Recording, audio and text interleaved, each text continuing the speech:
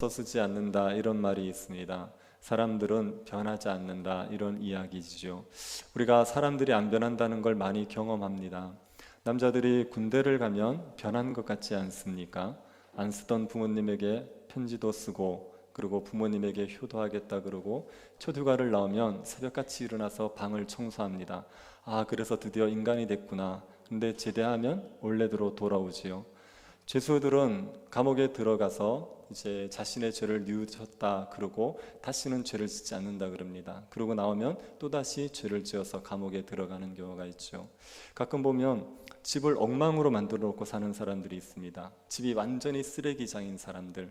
그래서 청소 대행 업체를 불러서 청소를 다 해주시오. 그러면 그 상태를 유지하겠다 그렇게 얘기하는데 얼마 지나지 않아 똑같이 되는 것들을 봅니다. 그래서 사람들이 안 변한다 이런 것들 우리가 경험할 때가 많이 있죠.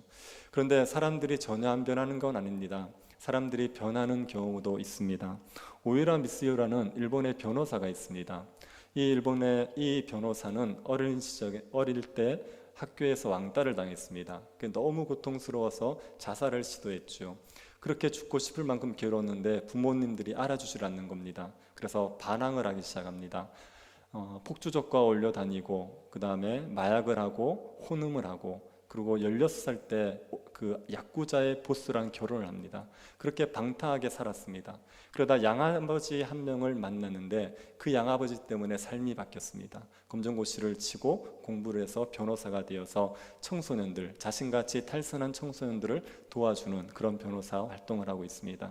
이렇게 사람들이 바뀌는 경우가 있습니다. 그래서 많이 안 바뀌는 것 같은데 가끔 바뀌는 사람들이 있죠. 그래서 사람들이 변할 수 있다 이렇게 생각합니다.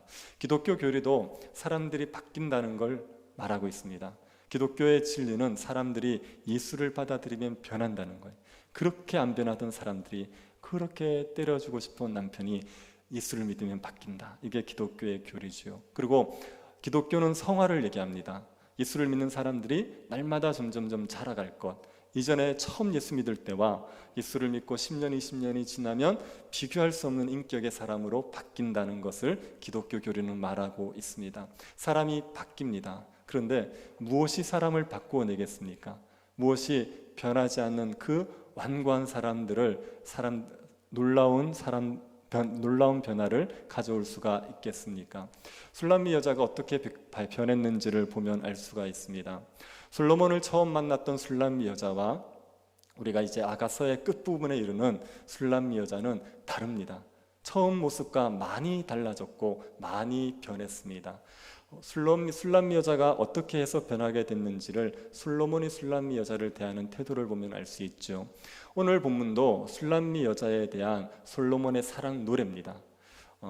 신체의 각 부위를 아름다움을 표현하는 방식이 어떤 거라고 얘기했습니까? 혹시 기억이 나십니까?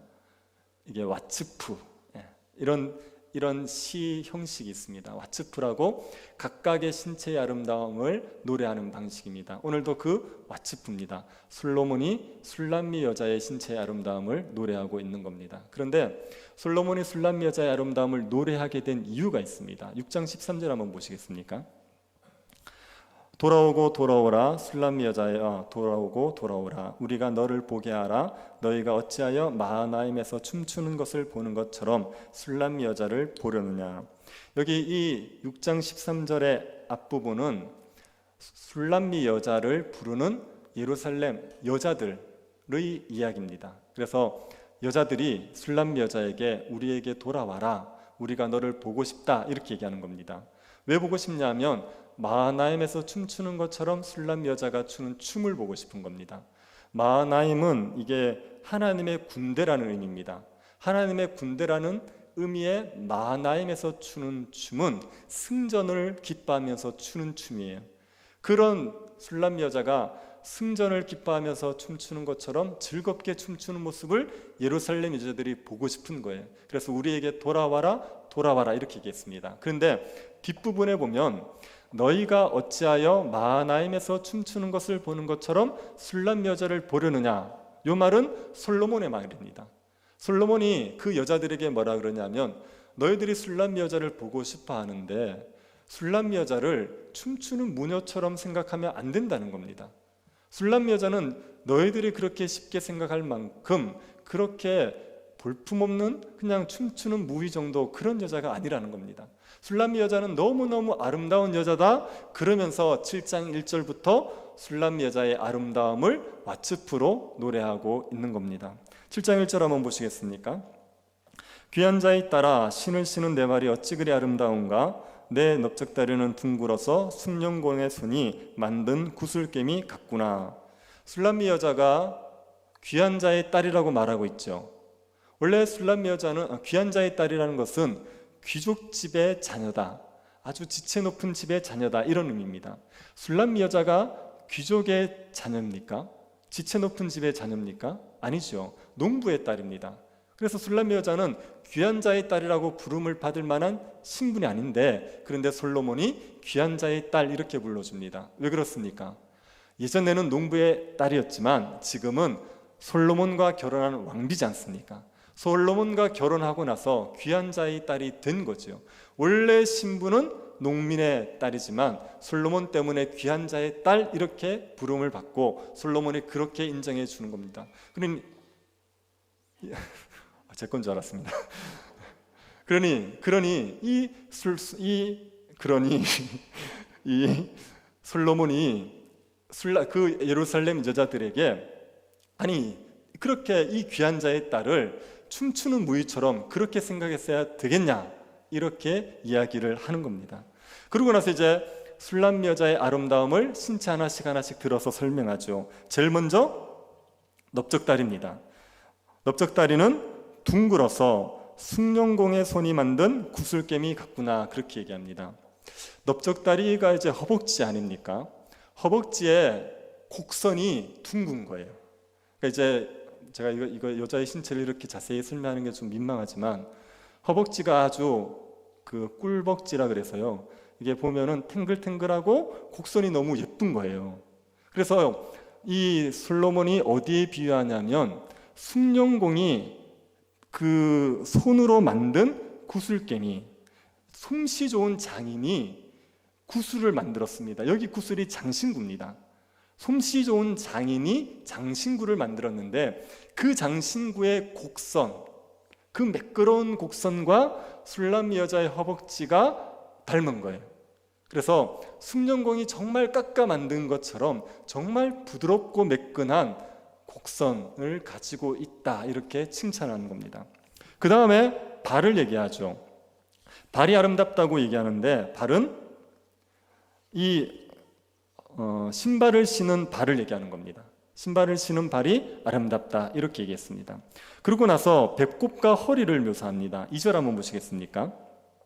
배꼽은 섞은 포도주를 가득히 부은 둥근 장 같고 허리는 백합화로 두른 밀단 같구나. 배꼽이 섞은 포도주를 가득히 부은 둥근 장 같대요. 섞은 포도주라는 말은 물과 포도주를 같이 섞어서 먹기 좋게 만든 포도주입니다. 포도주 원액만 먹으면 그건 너무 독하지 않습니까? 그래서 물을 적당히 섞어서 먹기 좋게 만든 그게 섞은 포도주입니다. 배꼽이 그 포도주를 가득 부은 둥근 잔 같대요. 그러니 배꼽이 둥글고 또 배꼽이 깊고 넓다 이렇게 얘기하는 거예요. 그래서 그 당시에는 여자의 배꼽이 동그랗고 아주 깊이 움푹하면 그게 예쁜 거였습니다. 그래서 그렇게 포도주잔처럼 둥글고 예쁘다 이렇게 얘기하는 겁니다. 허리는 어떻습니까? 백합화로 두른 밀단 같구나. 밀단이 곡식단입니다. 밀을 추수한 단 있지 않습니까? 그 밀단을 백합화로 묶었어요. 그러면 곡식단을 백합화로 묶으면 허리가 어떤 모양이겠습니까? 아주 잘록한 모양, 잘록하고 예쁜 모양을 이렇게 표현하는 겁니다. 그리고 가슴을 얘기하죠. 3절을 보십시오. 두 유방은 암사슴의 쌍태 새끼 같고, 암사슴의 상태, 암사슴이 쌍둥이 새끼를 낳은 겁니다. 그 쌍둥이 새끼처럼 가슴이 그렇다. 그러니까 예쁘게 똑같이 생겼다 이런 이야기입니다. 4절도 보시겠습니까? 목은 상아망대 같구나. 눈은 헤스본 바드람밈 문 곁에 있는 연못 같고, 코는 다메섹을 향한 레바논 망대 같구나. 목이 상아망대 같다는 것은 상아로 장식된 아름다운 모습이다, 고급스럽다 이런 의미입니다. 그리고 눈이 헤스본의 바드랍빔 문 곁에 있는 연못 같다 그러죠. 눈이 헤스본 연못 같대요. 헤스본 연못이 바드랍빔이라는 문 옆에 있었나 봅니다. 그래서 헤스본 연못처럼 눈이 맑다 이렇게 이야기하는 겁니다. 코는 어떻습니까? 레바논 망대 같죠. 콧대가 아주 높다 이런 의미입니다. 5절 보시겠습니까? 머리는 갈멜산 같고 드리운 머리털은 자주빛이 있으니 왕이 그 머리칼에 매이었구나. 머리털이 갈멜산에 드리운 머리털 같대요. 그리고 색깔이 자주빛이라고 합니다. 앞에서는 술람 여자의 머리털을 검은색 이렇게 얘기했었습니다. 그런데 지금 여기에서 자주빛이라고 말하는 것은 귀한 색깔이라는 의미입니다. 보통 자주빛은 우상의 옷을 만들거나 종교의 목적이나 왕복의 그 옷을 만들 때 그런 자주빛의 천을 씁니다. 그래서 굉장히 귀하다는 의미입니다. 이 머리털이 너무 귀해서 솔로몬이 머리털을 보고 매였다 그래요. 이게 반했다, 머리털을 보고 너무 좋아한다 이런 의미입니다. 이렇게 술람 여자의 아름다움을, 신체 부위를 그 당시의 것들을 빗대어서 설명했어요. 이게 지금 저희한테는 그렇게 와닿지가 않습니다. 왜냐하면 우리는 헤스본의 연못 그러면 어떤지를 몰라요. 차라리 수송못 이렇게 얘기해 주면 훨씬 어감이 좋습니다. 그런데 이게 그 당시에 정말 아름다운 것들과 술람 여자의 신체를 빗대어서 너무 아름답다고 얘기하는 거예요. 너무 예쁘다고 얘기하는 겁니다. 그리고 이 술람 여자 때문에 솔로몬이 너무 즐겁대요. 술람 여자를 보기만 해도 기쁨이 넘친다고 지금 이야기를 하고 있습니다. 그러고 나서 중요한 게요, 7절을 한번 보십시오. 7절 같이 한번 읽어보겠습니까? 같이 보겠습니다. 내 키는 종려나무 같고 내 유방은 그 열매송이 같구나. 술람 여자의 키가 종려나무 같대요. 종려나무는 키가 굉장히 높지 않습니까? 야자수나무. 이게요 18m에서 24m까지 자랍니다. 잎사귀 하나만 해도 3m에서 6m가 됩니다. 술람 여자를 종려나무에 비유하죠. 종려나무에 비유한다는 것은 그 어떤 것과 비교할 수 없는 탁월함을 얘기하는 거예요. 술람 여자는 어떤 여자와도 비교할 수 없는 그 아름다움이 탁월한 여자인 겁니다. 그런 의미에서 종려나무 같다 이렇게 이야기를 하고 있는 겁니다. 이 술람미 여자의 아름다움은 신자의 아름다움을 얘기하는 겁니다. 신자가 얼마나 아름다운 존재인지를 얘기하죠. 신자의 외모를 얘기하는 게 아니라 내면을 얘기하는 거죠. 신자의 내면이 얼마나 비교할 수 없이 아름다운지, 신자의 내면이 얼마나 세상 사람들과 비교할 수 없는 아름다움과 영광스러움을 가지고 있는지를 묘사하고 있는 겁니다. 신자는 귀한 자의 딸입니다. 우리는 귀한 자가 아닙니다. 그럼에도 불구하고 우리가 귀한 자의 딸이 되는 것은 예수 그리스도와 연합 때문에 그래요.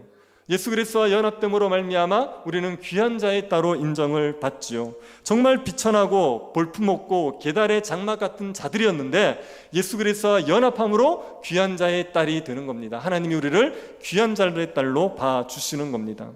그리고 신자를 보실 때 하나님께서는 흠없는 아름다움으로 보세요. 우리를 보시면서 하나님이 기쁨을 이기지 못하십니다.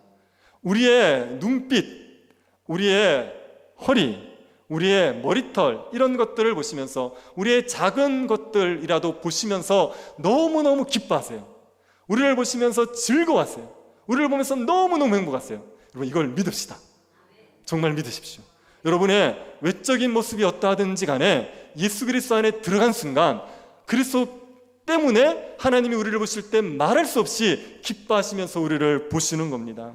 신자들은 종려나무 같은 존재입니다. 하나님께서 우리를 이렇게 빚어갔어요. 종려나무같이 불신자들이 비교할 수 없는 탁월한 성품, 세상 사람들이 도저히 흉내낼 수 없는 그런 성품을 가진 자들로 우리를 이렇게 빚어가십니다. 우리를 그런 존재로 인정하실 뿐 아니라 실제로 우리를 그렇게 만들어 가십니다. 여러분 스데반을 아시죠? 스데반은 하면 뭐가 제일 먼저 생각이 나십니까? 스데반이요 기사 표적을 행한 건 아시죠? 스데반도 병자를 고치고 귀신을 쫓아내는 이적을 행했어요. 그런데 우리는 스데반 그러면 스데반의 기사와 표적을 행한 건 별로 생각나지 않습니다. 뭐가 생각나냐 하면요 저 같은 경우에는 천사 같은 얼굴이 생각나요. 스데반은 자기를 고소하는 유대인들 그들 앞에 섰을 때 얼굴이 천사 같았대요. 자기를 미워하고 자기를 헤아르는 사람들을 대하고 있는데 그 얼굴에 천사 같은 그런 모습이 보였답니다. 스데반이 마지막에 돌에 맞아 죽어가면서 마지막 간구가 뭡니까? 주여 저들의 죄를 용서해달라고. 그게 자기를 죽이는 사람들, 그 사람들을 위해서 마지막으로 한 말이에요. 그 스데반의 성품을 불신자들이 어떻게 흉내냅니까? 불신자들이 어떻게 자기를 대적하는 자들에게 천사의 얼굴을 할 수 있습니까?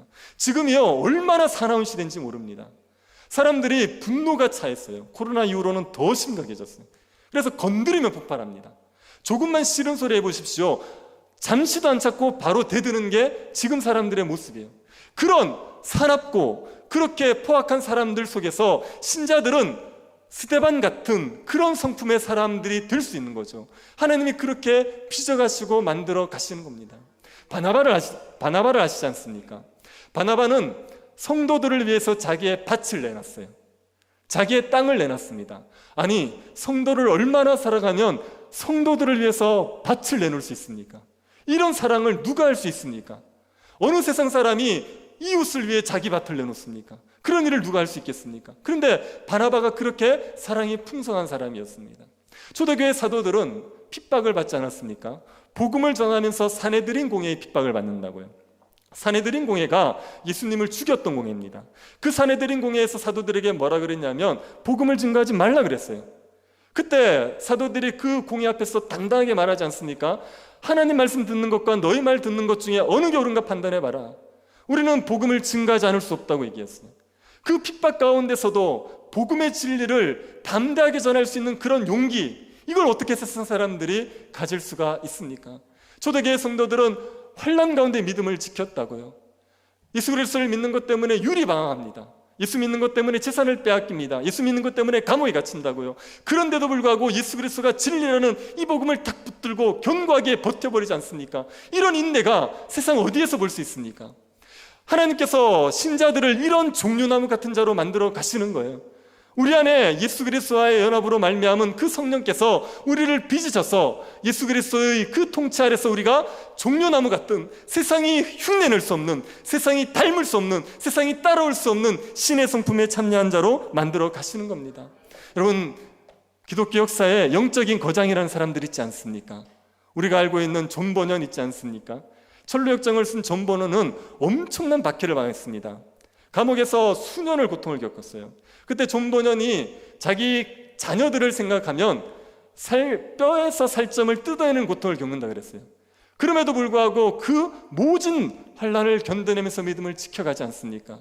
마틴 루터는 어떻습니까? 종교개혁을 일으켰던, 그때 로마 교화 카톨릭과 대적을 해가지고 이신칭의의 진리를 주장하면 죽음을 각오해야 되는 그런 상황에서 종교개혁을 일으켰던 마틴 루터, 칼빈 같은 사람들, 어거스트 같은 신학자들, 윌리엄 윌버포스라고 있습니다. 영국에서 노예 제도를 없애는 데 앞장섰던 정치인입니다.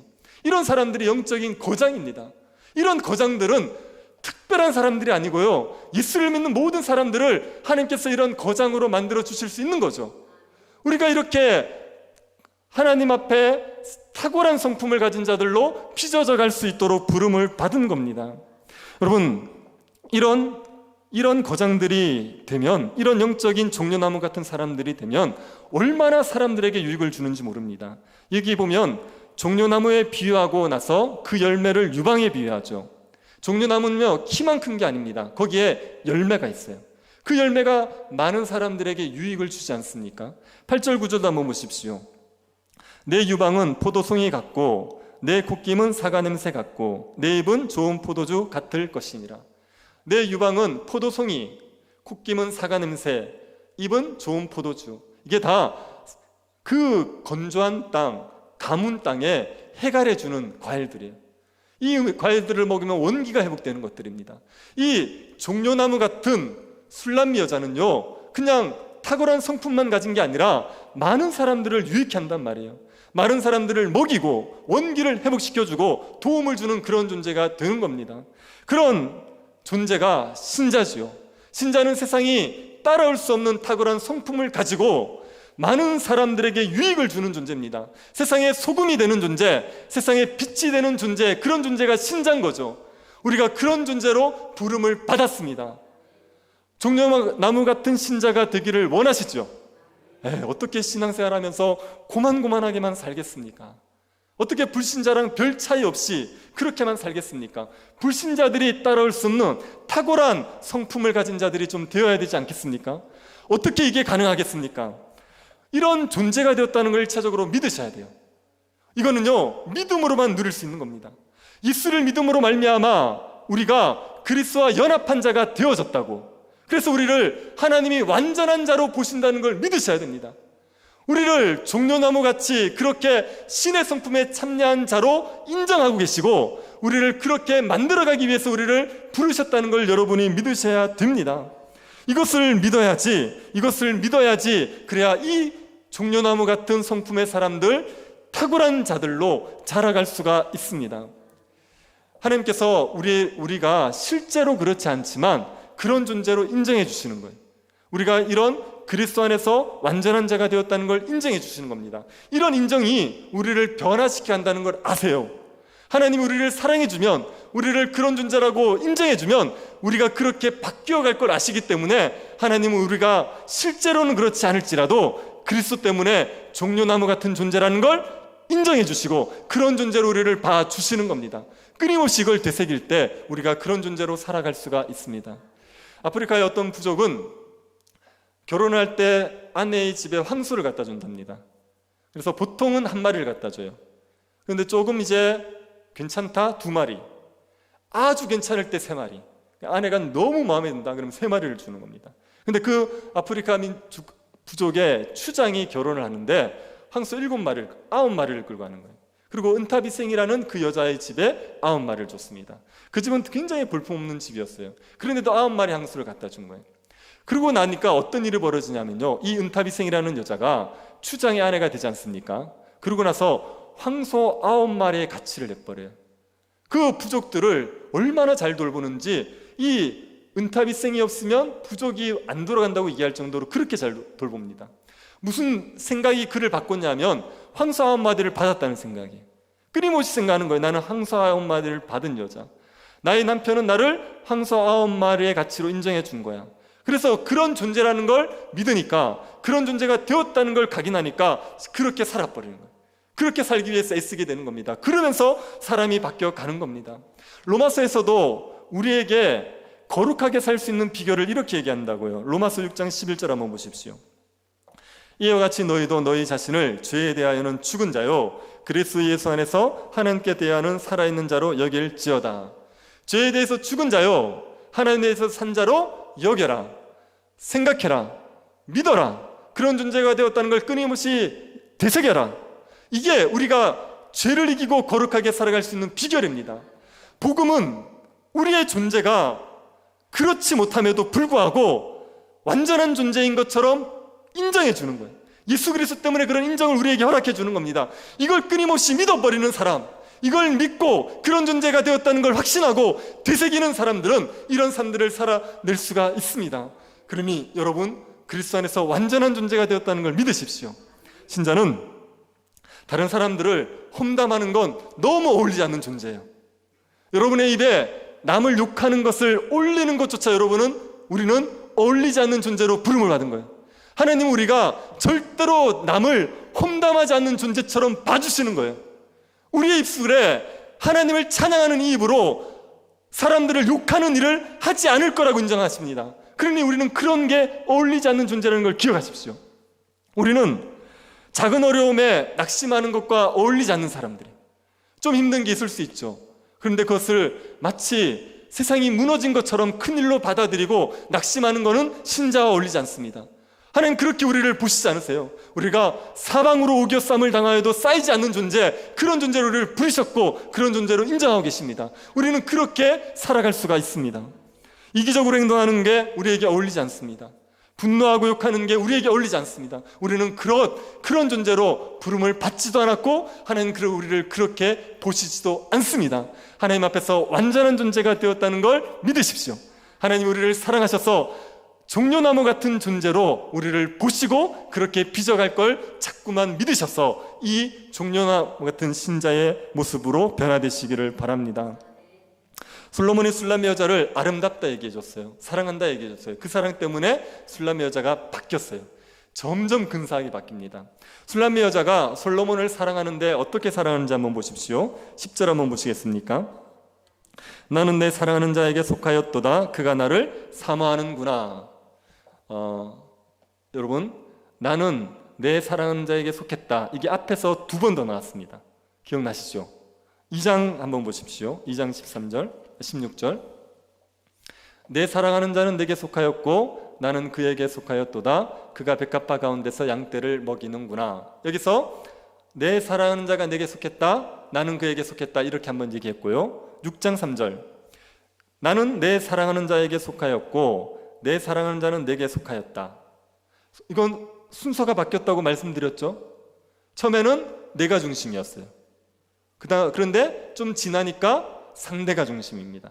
처음에는 나를 위해 솔로몬이 존재하는 거예요. 그런데 시간이 지나니까 내가 솔로몬을 위해 존재하는 겁니다. 그런데 오늘 본문을 보십시오. 내 사랑하는 자는 내게 속하였다. 그리고 없죠. 내 사랑하는 자가 내게 속했다는 말이 없죠. 그냥 내 사랑하는 자는 나는 내 사랑하는 자에게 속했다. 끝. 그러니까 이게 무슨 말이냐면요. 솔로몬을 사랑하는 마음 때문에 내가 솔로몬을 위해서 존재한다. 그리고 끝나는 거예요. 솔로몬이 나를 위해서 존재하는 게 이제 의미가 없어졌어요. 처음에는 내가 좋아서 솔로몬을 만나는 겁니다. 그런데 나중에는 솔로몬을 기쁘게 하기 위해서 솔로몬을 만나죠. 그런데 나도 좋아요. 근데 이게 더 잘하니까요. 솔로몬만 기뻐하면 끝이에요. 내가 어떻게 되는 건 상관없는 거예요. 신자가요, 성숙하면 이렇게 바뀌는 겁니다. 처음에는 그리스도가 나를 위해 존재해요. 맨날 하는 기도가 뭐냐면 다구다구. 이거 주세요, 저거 주세요, 이거 해주세요, 저거 해주세요. 그래서 그리스도가 해주면 너무 기뻐해요. 그래서 그리스도가 나를 사랑해 주니까 너무 좋죠. 내가 중심인 겁니다. 신앙이 자라지 않습니까? 그리스도를 기쁘게 하고 싶은 마음이 생겨요. 어떻게 하면 그리스도께서 기뻐하실까? 그런데 그리스도께서 기뻐하시면 좋고, 그리고 나도 기뻐해야 돼요. 그리스도가 기뻐하고 나도 기뻐하는 일을 하고 싶어요. 신앙이 더 자라지 않습니까? 그리스도만 기쁘면 끝이에요. 내가 어떻게 되는지 상관없습니다. 내가 편하든지 내가 복을 받든지 이런 데 관심이 없어요. 그냥 그리스도만 존귀해지면 내가 어떻게 되는지 신경을 쓰지 않는 게 신앙이 자라버린 거예요. 사도 바울이 뭐라 그럽니까? 감옥에 갇혔을 때 자기는 감옥에 갇혀 있는 게 좋다 그래요. 죄송합니다. 사도 바울이 자기가 감옥에서 죽을 수 있는 상황입니다. 근데 죽는 게 낫다 그래요? 사는 게 낫다 그래요? 사도 바울은 죽는 게 낫다 그래요. 주님과 같이. 그래서 이제 이 땅에서 내가 필요하면 살겠다 그렇게 얘기합니다. 그런데 사도 바울이 내가 죽든지 살든지 그리스도께서 존귀하게 여김을 받기를 소원한다 그랬어요. 사도 바울은 자기가 죽어서 그리스도가 존귀해지면 죽겠다는 거예요. 살아서 그리스도가 존귀해지면 살겠다는 겁니다. 나는 없는 거예요. 이게 신앙이 자란 겁니다. 신앙이 좀 한 60년, 죄송합니다. 50년, 60년 이렇게 됐으면 좀 이게 좀 비슷해야 되지 않습니까? 그리스도만 존귀해지면 되잖아요. 그리스도만 영광 받으면 되잖아요. 그는 흥하고 나는 쇠하면 되지 않습니까? 이게 신앙이 자란 거죠. 이게 그리스도를 닮아서 점점 변화된 거죠. 그리스도의 사랑을 알게 되면 이런 경지에 좀 이르러야 되지 않습니까? 술람 여자가 그런 경지에 이르러 버렸어요. 더 이상 자기가 어떻게 되는지 생각하지 않고 그냥 솔로몬만 행복하면 돼, 솔로몬만 영광 받으면 돼, 그렇게 변하게 된 겁니다. 그리고 나서 술람의 여자가 솔로몬의 통치를 즐거워합니다. 10절을 다시 한번 보십시오. 나는 내 사랑하는 자에게 속하였도다. 그가 나를 사모하는구나. 그가 나를 사모한다. 이 표현 중에 사모한다는 거 있지 않습니까? 이 사모한다는 표현이 어디서 또 나오냐면 3장 16절에 나옵니다. 창세기 3장 16절에 하나님께서 여자에게 벌을 내리시거든요. 그때 저주하는 중에 하시는 말씀이 너는 남편을 사모하고 남편은 너를 다스릴 거다 그랬어요. 너는 남편을 사모하고 남편은 너를 다스린다. 이게 여자에게 내린 저주예요.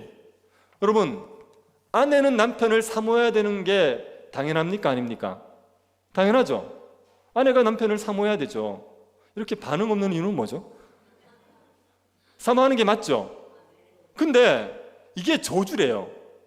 네가 남편을 사모하는 게 저주라고 얘기해요. 이게 왜 저주입니까? 여기 사모한다는 얘기가요, 지배한다는 얘기예요. 그래서 아내가 남편을 지배하려고 그래요. 남편은요, 아내를 다스리려고 그래요. 서로 다스리려고 그래요. 서로 지배하려고 그래요. 그러면 그때 부부싸움이 일어나는 거예요. 그래서 여기서 사모한다는 얘기는요, 아내가 남편을 지배하려는 걸 얘기하는 겁니다. 요 단어를 지금 여기에서 그대로 쓰고 있어요. 그래서 그가 나를 사모하는구나, 그가 나를 지배하는구나, 이렇게 얘기해요. 술람 여자는 솔로몬이 자기를 지배하는 게 좋아요. 그 솔로몬의 통치를 즐거이 따르고 있어요. 이게 잘한 거죠. 이게 성숙한 거죠. 아내가 남편을 이겨먹는 게 성숙한 게 아닙니다. 제가 이거 사적인 감정을 담아서 얘기하고 있는 거 아닙니다. 아내가 남편에게 순종하는 게 성숙한 거예요. 남편이 좀 모자라 보이고 남편이 좀 부족해 보여도 남편이 이야기할 때 진리의 문제가 아니라면 내 순종하는 게 성숙한 아내예요. 근데 이걸 자꾸만 이겨먹으려고 그러는 게 그게 성숙한 게 아니라고요. 근데 술람 여자가 성숙하고 나니까 솔로몬이 자기를 지배하는데 기꺼이 순종하는 거예요. 솔로몬을 자지우지하려고 그러지 않고 그저 솔로몬의 통치에 그냥 복종을 하는 겁니다. 그렇게 성숙하게 자라갔습니다. 신자가 성숙하는 것도 마찬가지죠.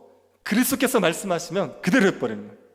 순종에 뜸들이지 않고 순종에 계산하지 않고 그리스도가 나를 통치하는 걸 좋아하고 그리스도의 통치 앞에 복종하는 게요, 성숙한 신자입니다. 맨날 뭐라고 얘기해도요, 예수 그리스도가 말씀하셨는데도 따르지 않으면 성숙한 신자라고 얘기할 수 없죠. 그리스도의 통치를 즐거워하지 않는 겁니다. 그리스도께서 아내를 사랑하라 그러는데 버티고 있는 건 그거는 절대로 성숙한 게 아니죠. 아니, 거룩하게 살라고 얘기하는데 죄를 끊어버리라고 말하는데 버티고 있으면 그건 성숙한 게 아닙니다. 그리스도의 통치에 즐거이 순종하는 사람들이, 그런 사람들이 성숙한 신자들입니다. 그리고 이런 이 술람미 여자는 솔로몬과의 교제를 즐거워하고 있습니다. 11절 한번 보십시오. 내 사랑하는 자야, 우리가 함께 들러 가서 동네에 유숙하자. 여기 지금 이 말이 술람미 여자가 솔로몬에게 하는 말입니다. 내 사랑하는 자, 이건 솔로몬을 가리키는 거예요. 내 사랑하는 자요, 함께 들러 가서 동네에 유숙하자, 이렇게 얘기합니다. 우리가 함께 들러 갑시다, 이렇게 얘기해요. 근데 이 말은 원래 솔로몬이 술람미 여자에게 자주 하던 말이에요. 청혼할 때 뭐라 그랬습니까? 나의 사랑, 나의 비둘기, 나와 함께 가자. 일어나 나와 함께 가자. 지금 겨울이 지났고 그 다음에 봄이 왔다. 그래서 들판에 가서 나와 함께 즐기자 그랬어요. 솔로몬에게 술람미 여자를 솔로몬이 나와 함께 즐기자고 자주 추청했습니다. 나와 함께 교제하자, 나와 함께 기쁨을 즐기자 자주 추청했었습니다. 그런데 이제는 술람미 여자가 솔로몬을 초청해요. 함께 들러 나갑시다, 함께 교제합시다, 함께 들에 가서 즐깁시다, 이렇게 얘기하는 겁니다. 주도권이 솔로몬에서 술람미 여자로 바뀌었죠. 이제는 술람미 여자가 더 적극적으로 솔로몬과의 교제를 즐거워하고 있는 겁니다. 신앙이 어릴 때는요, 그리스도와의 교제를 정말 버거워합니다. 그리스도께서 자꾸만 나와 함께 교제하자 그래야지 교제를 해요. 말씀 좀 봐야지, 기도 좀 해야지, 그러면 자꾸 말씀하시면 겨우 기도하고 말씀 보고. 근데 신앙이 자라보십시오. 자기가 말씀 보는 걸 너무 좋아하게 돼요. 기도하는 걸 너무 좋아합니다. 누가 얘기하지 않아도 하나님 앞에 예배 드리는 거 좋아하고 말씀 보는 거 좋아하고 기도하는 거 좋아하게 돼요. 그래서 그리스도와의 교제를 자발적으로 적극적으로 추구하게 되어 있습니다. 그게 신앙이 자란 거예요. 신앙이 성숙한 겁니다. 이 술람미 여자는 솔로몬을 위해서 포도원을 돌봅니다. 12절 보십시오. 우리가 일찍 일어나서 포도원으로 가서 포도움이 돋았는지 꽃술이 퍼졌는지 석류꽃이 피었는지 보자. 거기에서 내가 내 사랑을 네게 주리라. 술람미 여자가 포도원을 돌보자 그렇습니다. 우리가 솔로몬과 술람미 여자가 함께 돌보는 포도원이 있습니다. 거기에 가서 포도움이 돋았는지도 보고 꽃술이 퍼졌는지 석류꽃이 피었는지도 보자, 이렇게 얘기했어요. 지금 이 포도원을 돌보는데 이건 왜 돌보느냐 하면은 술람미 여자가 솔로몬을 사랑하는 것을 보여주는 거예요. 그래서 내가 내 사랑을 내게 주리라, 이렇게 얘기해요. 포도원을 돌보는 게 술람미 여자가 솔로몬을 사랑하는 방식이에요. 요 포도원은 오늘날로 얘기하면 교회를 얘기하는 거예요. 교회는 그리스도와 성도들이 함께 가꾸는 겁니다. 이건 아멘 한번 하시죠. 교회는요, 그리스도와 성도들이 함께 가꾸는 거예요. 그리스도가 교회를 다 알아서 하시는 거 아닙니다. 그리스도는 교회의 머리로서 통치하지 않습니까? 그 통치에 순종하는 성도들이 교회를 가꾸어 가는 거예요. 우리가요, 아무리 기도를 열심히 하고 기도만 하고 있어는 교회가 충만해지지 않아요. 그리스도의 통치에 각자의 성도가 순종해서 봉사를 해야지 교회가 충만해지는 거예요. 그런데 이 교회를 섬기는 일이요, 그리스도의 사랑에 대한 우리의 사랑을 드러내는 겁니다. 여러분은 그리스도를 사랑하십니까? 어떻게 증명합니까? 그거는요, 교회를 사랑하는 것으로 증명돼요. 교회를 사랑하는 게 그리스도를 사랑하는 겁니다. 사도 바울이 교회를 섬기는 걸 뭐라 그랬습니까? 그리스도의 남은 고난을 내 몸에 감당하는 거라 그랬어요. 교회를 섬기는 건요, 고난입니다.